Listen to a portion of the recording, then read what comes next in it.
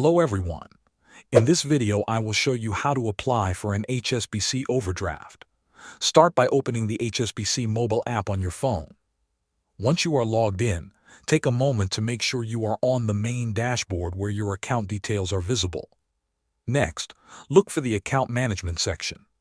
This is usually found by tapping on your main account or using the menu icon. Inside this section, you will see different options related to your account settings and services.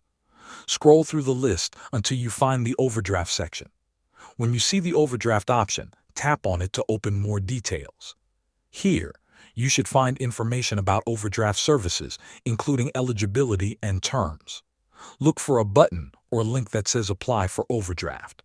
Tap on this option to begin your application. Now follow the on-screen instructions carefully. You may be asked to confirm your personal details, review terms and conditions, and select an overdraft limit if options are provided. Once you complete all the steps, submit your application through the app. If you do not see the option to apply for an overdraft, do not worry. This may depend on your account type or eligibility. In that case, go to the Support or Help section within the app. Contact customer support and ask them about setting up an overdraft application. They will guide you through the next steps. Thanks for watching.